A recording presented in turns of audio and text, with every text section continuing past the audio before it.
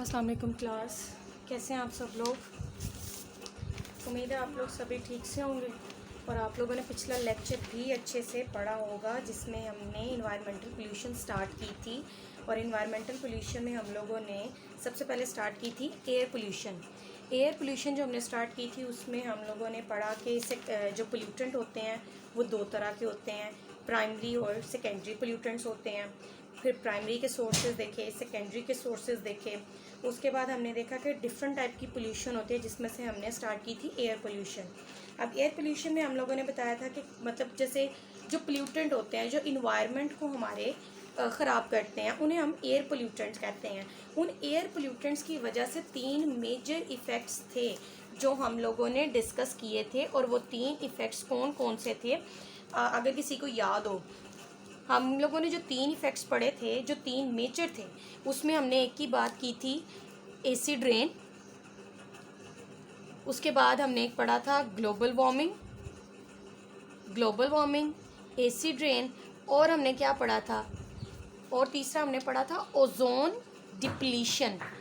ठीक है, ये थे जो हम लोगों ने डिस्कस किए थे एयर पोल्यूशन में। एयर पोल्यूशन में ये मेजर रोल प्ले करते हैं एयर को पोल्यूट करने में। एसिड रेन का सबसे ज़्यादा है, ग्लोबल वार्मिंग का सबसे ज़्यादा है, ओजोन डिप्लीशन बहुत ज़्यादा इसमें करती है।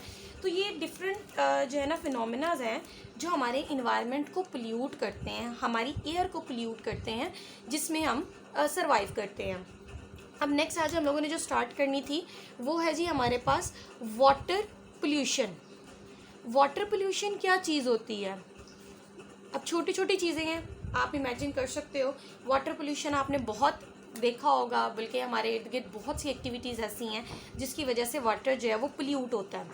अब सिंपल अगर आप डिफ़ाइन करना चाहें, देखो वाटर पोल्यूशन क्या होती है जी। अगर हम नॉर्मली अपने पीने के पानी की बात करें, हमारा जो पीने का पानी होता है वो भी हमें साफ़ नहीं मिलता। बहुत सी जगहों पे पानी बहुत ही ज़्यादा गंदा होता है और बहुत सी जगहों पे पानी ये साफ़ भी होता है। ठीक है, लेकिन उनका एक लेवल होता है कि इस एरिया का पानी या इस जगह का पानी कितना कंटेमिनेटेड है, या इस एरिया का उससे कम है या उससे ज़्यादा है। तो ये वेरी करता है प्लेस टू प्लेस। तो आज हम लोगों ने पढ़ना है वाटर पोल्यूशन के बारे में कि हमारे वाटर के सोर्सेज क्या क्या हैं। इसके अलावा वाटर जो है वो पोल्यूट कैसे हो रहा है, वाटर को पोल्यूट कैसे किया जा रहा है, हमने इसके बारे में भी आज पढ़ना है। ठीक है, तो पहले हम डिफाइन करते हैं what is water pollution. Water pollution होती क्या चीज़ है। तो जो वाटर पोल्यूशन होती है वो क्या चीज़ होती है, किस तरह से हम उसे डिफ़ाइन कर सकते हैं। तो अगर देखो मैं डिफ़ाइन करना चाहूँ तो मैं वाटर पोल्यूशन को इस तरह से डिफ़ाइन कर सकती हूँ कि कोई भी, अगर वाटर के अंदर कोई भी फिज़िकल या बायोलॉजिकल या केमिकल चेंज, बायोलॉजिकल, फिजिकल या फिर केमिकल चेंज। अब ये चेंज क्या चीज़ होते हैं, इनको थोड़ा सा मैं डिफ़ाइन कर देती हूँ, शायद आपको क्लियर हो जाए। फिजिकल चेंज क्या होता है, एक फिजिकल चेंज होता है, बायोलॉजिकल चेंज होता है, केमिकल चेंज होता है। तो इन चेंज को हम किस तरह से डिफ़ाइन कर सकते हैं। देखो फिजिकल चेंज जो होता है वो ऐसा चेंज जो आपको बाहरी नज़र आता है।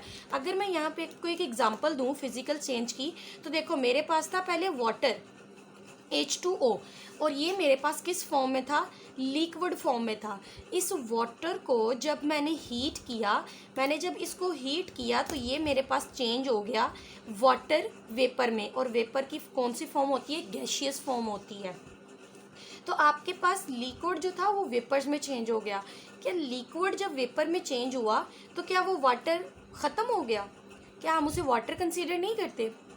हम चाहे वाटर लिक्विड में हो या गैस में हो, रहेगा वो H2O ही। उसका सिर्फ फिजिकल स्टेट चेंज हुई है कि वो लिक्विड से गैस में गया है, इसमें केमिकल चेंज नहीं आया। वो पहले भी H2O था, अब भी H2O ही है, लेकिन उसकी सिर्फ फिजिकल स्टेट चेंज हो गई है, जो पहले लिक्विड थी और अब गैस में चेंज हो गई है। तो ऐसे चेंज को हम कहते हैं फिजिकल चेंज। और बायोलॉजिकल चेंज ऐसा चेंज होता है जो लिविंग ऑर्गेनिज्म में आता है। ठीक है। बायोलॉजिकल टर्म्स में अगर हम देखें तो हमारे जो अंदर बायोमोलिक्यूल्स हैं उनकी कन्वर्जन या डीएनए वगैरह, उसकी डेप्थ में अगर आप जाएं तो वैसे आपका दूर दूर तक उससे कोई वास्ता नहीं है। तो बायोलॉजिकल चेंज होते हैं जो लिविंग ऑर्गेनिजम्स में आते हैं। और केमिकल चेंज मैंने आपको बता दिया कि अगर आपके पास, जैसे ये तो H2O ही था, चाहे वो लिक्विड था या गैस था, तो वो चेंज हो गया। लेकिन अगर आपके पास, अगर आप क्या करो, वुड, आप इस वुड को बर्न कर दो तो ये किस में चेंज हो जाता है? लकड़ी जब जलती है तो ये कोयला में चेंज हो जाती है, वुड चेंज हो जाता है कोल में। क्या वुड की और कोल की प्रॉपर्टीज सेम होती हैं? क्या कोल भी आपका वुड ही होता है?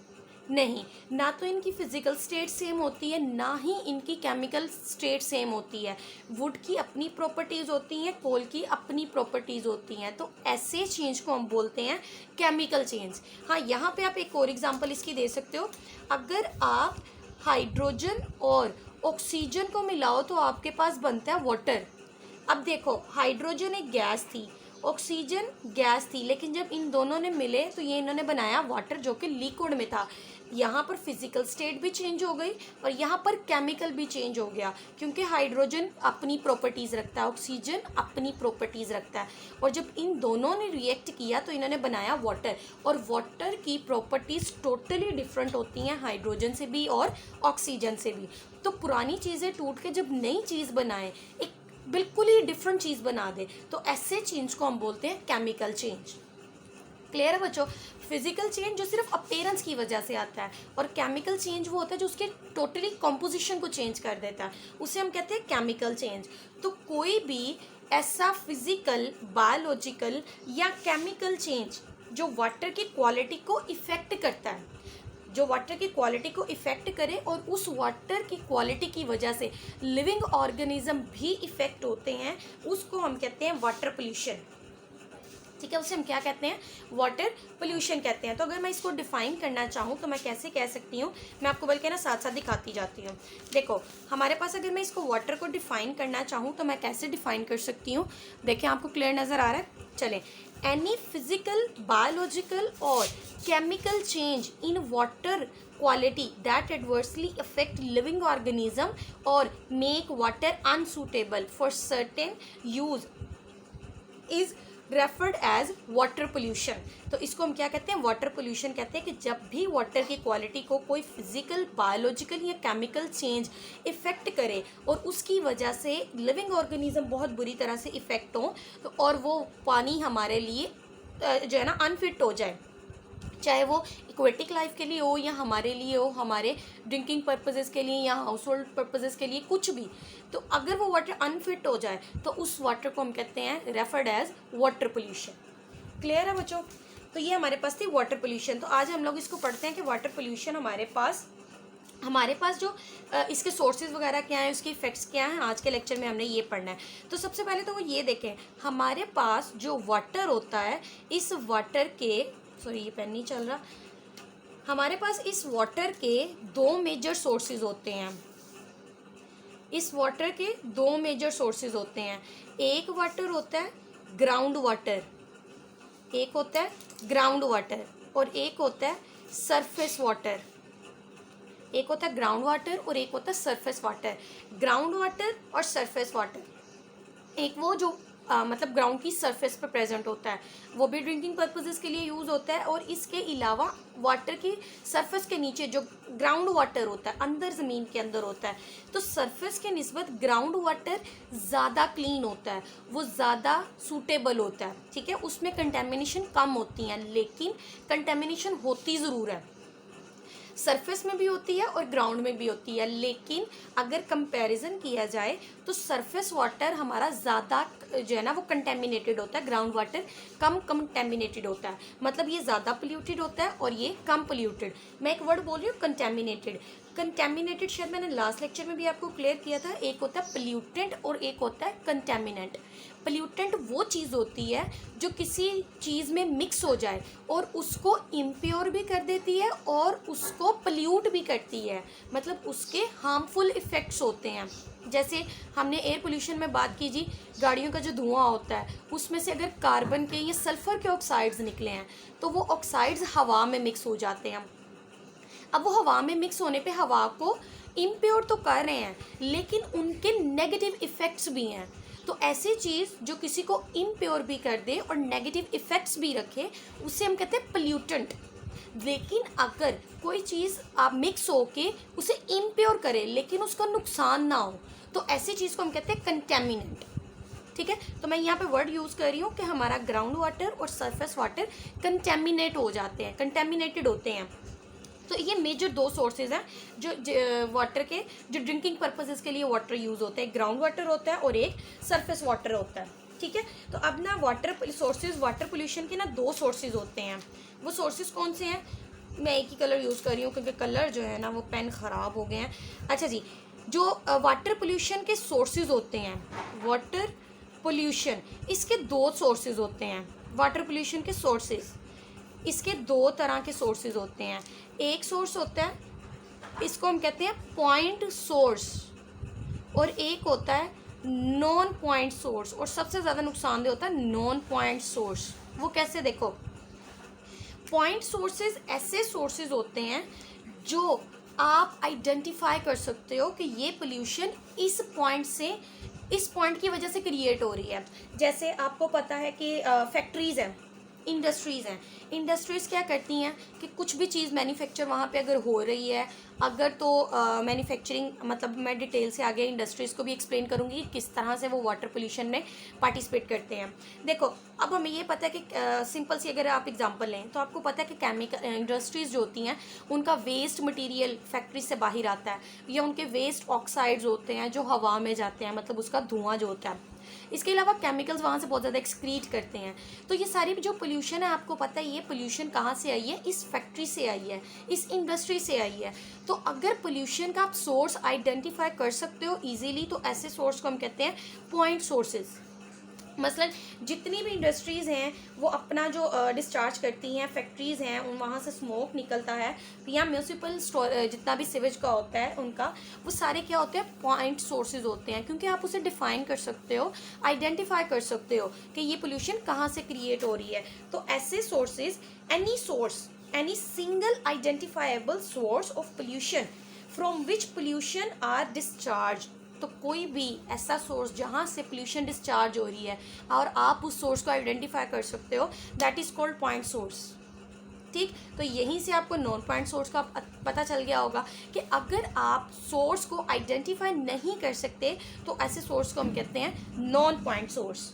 ठीक है, which can not be readily identifiable, जिसको आप नहीं बता सकते हो। मसलन मैं अगर आपको एग्जांपल दूं तो मोस्ट कॉमन एग्जांपल है आपके पास पार्किंग लॉट्स।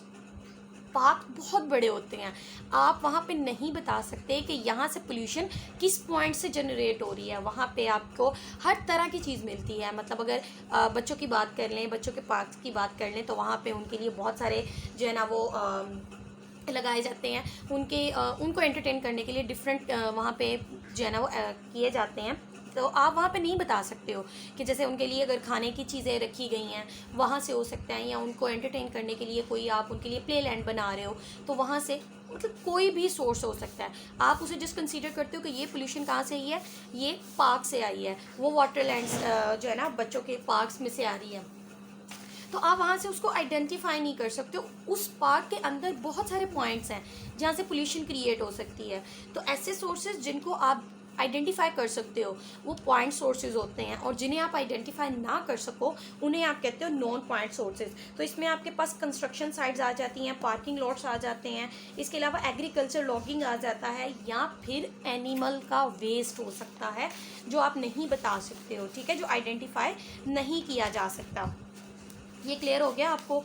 चलें, तो अब मैं आपको ना थोड़ा सा ये बताती हूँ कि हमारी अपनी जो ह्यूमन एक्टिविटीज़ हैं वो कौन सी ऐसी एक्टिविटीज़ है जिसकी वजह से वाटर पोल्यूशन क्रिएट होती है। हमारी बहुत सारी एक्टिविटीज़ हैं, तो मैं आपको ना वन बाय वन बताती जाती हूँ। सबसे पहले हम बात करने लगे हैं अब ह्यूमन एक्टिविटीज़ की, और ऐसी एक्टिविटीज़, ह्यूमन एक्टिविटीज़, ऐसी एक्टिविटीज़ जो कि बहुत सारी वाटर पोल्यूशन को क्रिएट करती है। अब वो कौन कौन सी हैं? नंबर 1, सबसे पहले जी आपके पास है लाइफ स्टॉक वेस्ट। ठीक है, आपके पास होता है जी लाइफ स्टॉक वेस्ट। इसमें हम कह सकते हैं आप थोड़ा सा खुद सोचो कि इसमें किस तरह का वेस्ट होगा या किस तरह से वाटर जो है ना वो पोल्यूट हो सकती है लाइफ स्टॉक के वेस्ट की वजह से। देखो इसे लाइफ स्टॉक वेस्ट को अगर मैं कहना चाहूँ तो इस तरह से कह सकती हूँ जी, मवेशियों का फुजला। जितने भी हम एनिमल्स होते हैं उनका जितने भी एनिमल्स हैं उनका जो वेस्ट होता है वो इसमें आता है, लाइफ स्टॉक वेस्ट। अब हम क्या करते हैं, यहाँ पर क्या होता है कि अगर जैसे हम बात कर लें लोगों की, चलो सारे तो नहीं, लेकिन कुछ लोगों को होता है वो रखते हैं जानवर रखते हैं, ठीक है। जैसे अगर गाय वगैरह की बात कर लें, काऊ की, तो इसका क्या होता है कि वेस्ट, इनका जो वेस्ट होता है वो प्रॉपरली डिस्पोज ऑफ नहीं किया जाता। इनके वेस्ट को एज इट इज़ ही फेंक दिया जाता है। जैसे अगर बाहर एक जगह बना दी है, एक दिन फेंका, 2 दिन फेंका, फेंकते फेंकते आहिस्ता आहिस्ता वहाँ पे क्या लगना शुरू हो जाता है, वहाँ पे ढेर जमना शुरू हो जाता है। अब वहीं पे ढेर जमा हुआ है, ठीक है। एक तो वहाँ पे माइक्रो ऑर्गेनिज्म की वजह से जो बायोलॉजिकल रिएक्शंस है वो तो एक सेपरेट चीज़ है, लेकिन हम सिर्फ वाटर पोल्यूशन के पॉइंट ऑफ व्यू से बात करें तो वहाँ पे अगर उसी ढेर पे अगर गलती से बारिश हो गई है तो वो क्या होगा, बारिश होगी, उस ढेर पे पड़ेगी, वो बारिश का पानी उसको अपने अंदर डिजोल्व करेगा, वहाँ से बहना शुरू होगा। बहते बहते वो ज़मीन के अंदर 2 तरह से, मतलब या तो वो अगर वेस्ट, बारिश का पानी उस वेस्ट पे पड़ा है तो उस वेस्ट को डिजोल्व करके, अगर ये बारिश का पानी यहाँ पे पड़ रहा है और नीचे ये सारा ढेर पड़ा हुआ है, तो इस ढेर को आहिस्ता आहिस्ता बहा के अपने साथ लेता जाएगा। अगर तो वो बहुत ज़्यादा पानी है, ठीक है, और आसपास कोई वाटर का सोर्स है, जैसे कोई लेक है या ओशन है, रिवर, कुछ भी है, तो वो पानी इस वेस्ट को अपने अंदर डिजोल्व करता करता वो उस ओशन के अंदर ले जाएगा और वो सारे का सारा वाटर क्या हो जाएगा, पोल्यूट हो जाएगा, ठीक है। अगर पानी इतना ज़्यादा नहीं है, वो ओशन या लेक तक नहीं पहुंच पा रहा, तब भी ये जो बहकर आगे तक आया है, ये वहीं पे जब वाटर वहाँ से इवेपोरेट हो जाएगा, वहाँ से पानी चला जाएगा, तो जो वेस्ट है वो या तो वो वेस्ट वहीं पे पड़ा रह जाएगा और ज़मीन की फर्टिलिटी को डैमेज करेगा, या फिर अगर वाटर इवेपोरेट नहीं होता तो वाटर क्या हो जाएगा, सीप डाउन, ज़मीन के अंदर जज़ब हो जाएगा। तो उस वेस्ट को लेकर पानी जब जज़ब हो जाएगा तो जो ग्राउंड वाटर है वो पोल्यूट हो जाएगा। अगर पानी ऊपर रहेगा तो सरफेस वाटर को पोल्यूट करेगा, जैसे ओशन में जाएगा, रिवर में जाएगा या लेक्स में पहुंच जाए तो ये सरफेस वाटर को पोल्यूट कर देगा। लेकिन अगर ये यहीं पे सीप डाउन कर जाए तो उसी वेस्ट मटेरियल के साथ वाटर जब सीप डाउन करेगा तो ग्राउंड वाटर को जो है ना वो पोल्यूट कर देगा, ठीक है। तो बज़ाहिर ये बहुत छोटी सी चीज़ है, लाइफ स्टॉक वेस्ट, कुछ नहीं है, ऐसे फेंक दिया, ढेर लगा दिया।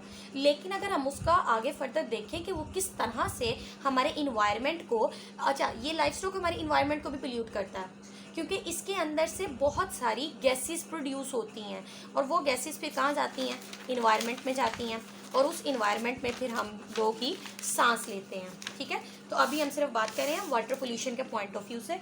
तो एक तो हो गया लाइफ स्टॉक का वेस्ट, दूसरा detergent, most common and most important detergents.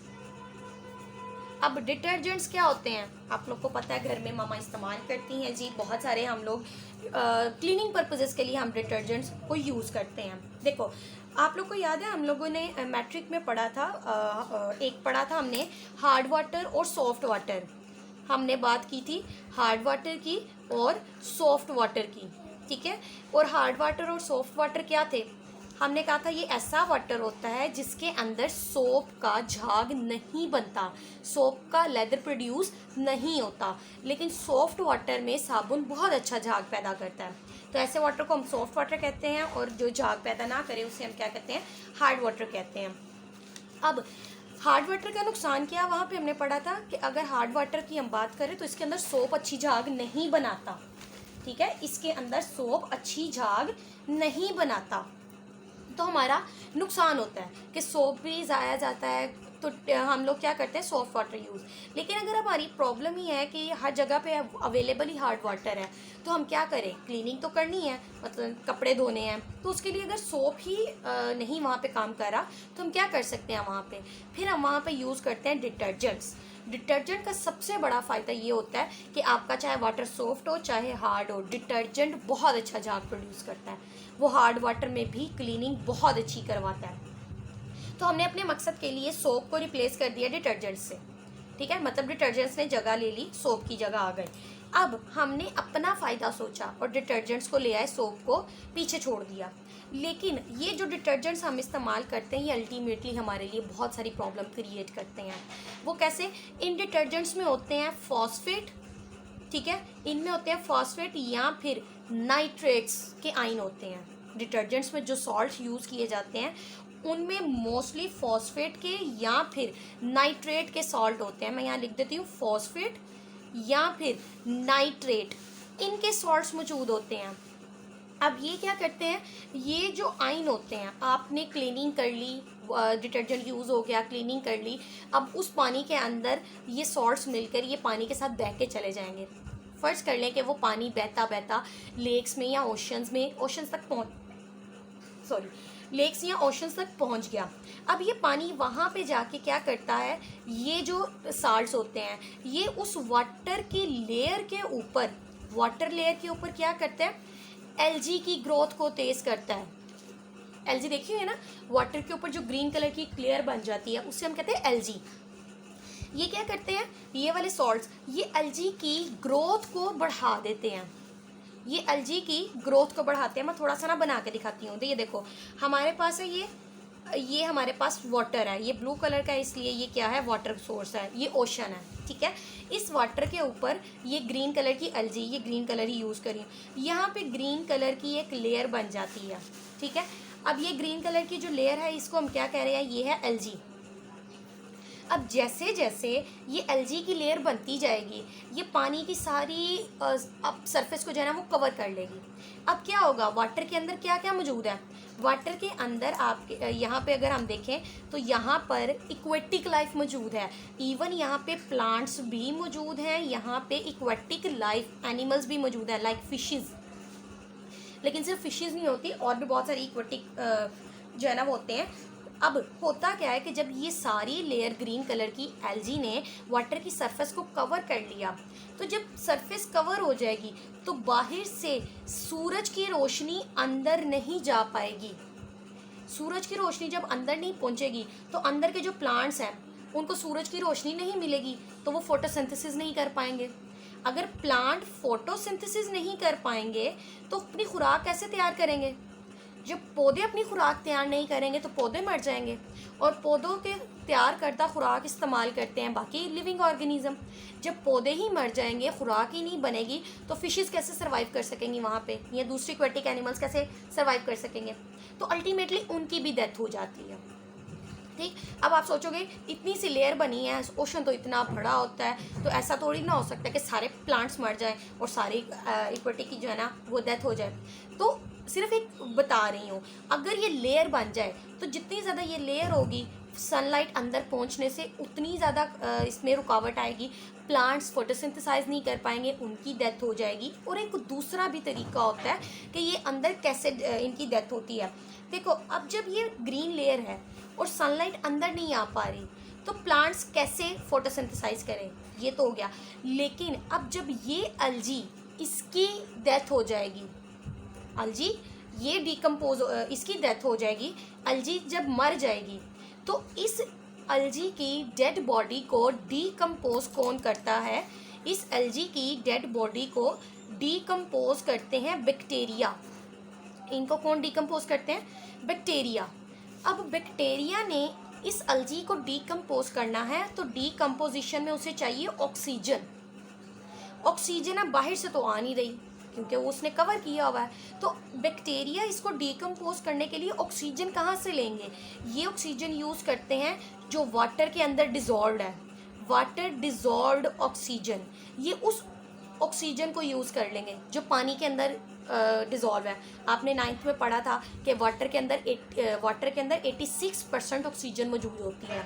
तो ये बैक्टीरिया क्या करते हैं, वाटर की ऑक्सीजन को यूज़ करते हैं और इस एलजी को डिकम्पोज कर देते हैं। एलजी ख़त्म हो गई, लेकिन एलजी को ख़त्म करने के लिए माइक्रो ऑर्गेनिज्म जो थे बैक्टीरिया, इन्होंने पानी की ऑक्सीजन इस्तेमाल की। अब पानी के अंदर ऑक्सीजन क्या हो गई, कम हो गई। तो जब वाटर में ऑक्सीजन की क्वांटिटी कम हो जाएगी तो जितने भी लिविंग ऑर्गेनिज्म है लाइक फिशेस, उनकी क्या हो जाएगी, डेथ हो जाएगी। तो जिस मर्जी पॉइंट ऑफ व्यू से देख लें, हर तरह से वो नुकसान ही पैदा कर रही है। चाहे वो यहाँ पे एलजी की ग्रोथ को बढ़ाने की वजह से प्लांट्स की फोटोसिंथेसिस रुक जाए तब भी डेथ कोज होती है, या फिर अलजी को डीकम्पोज करते हैं जब बैक्टीरिया, तो बैक्टीरिया यूज़ करते हैं वाटर की डिज़ोल्व्ड ऑक्सीजन, तो वाटर के अंदर ऑक्सीजन की क्वांटिटी कम हो जाती है जिसकी वजह से लिविंग ऑर्गेनिज्म की वहाँ पर डेथ हो जाती है। क्लियर है बच्चों दूसरा पॉइंट? ठीक हो गया। तो अब आगे चलते हैं। तीसरा है जी हमारे पास ऑयल स्पिलिज। समझ आ गया होगा इसका क्या मतलब है। देखो समंदर के अंदर बहरी जहाज़, ठीक है, शिप वगैरह हम वहाँ पे चलाते हैं ट्रांसपोर्ट के लिए या किसी भी अपने पर्पस के लिए हम इसको यूज़ करते हैं।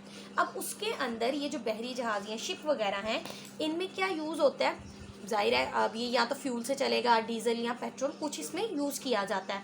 अब चाहे वो कोई भी है, फ्यूल किसी भी जो है ना वो मौजूद है, किसी भी फॉर्म में मौजूद है, चाहे डीजल पेट्रोल कुछ भी, हम जो उस इसमें इसके इंजन में जो फ्यूल यूज़ करते हैं शिप में, अब बाज़ दफ़ा एक्सीडेंटली ऐसा हो जाता है कि या तो वहाँ से वो फ्यूल लीक कर जाता है या एक्सीडेंटली उसके साथ कोई मिसहैप हो जाता है, लाइक एक्सीडेंट हो गया है, तो कुछ भी अगर किसी भी वजह से उस शिप का ऑयल वहाँ से लीक कर जाए तो वो ऑयल कहाँ पे जाएगा?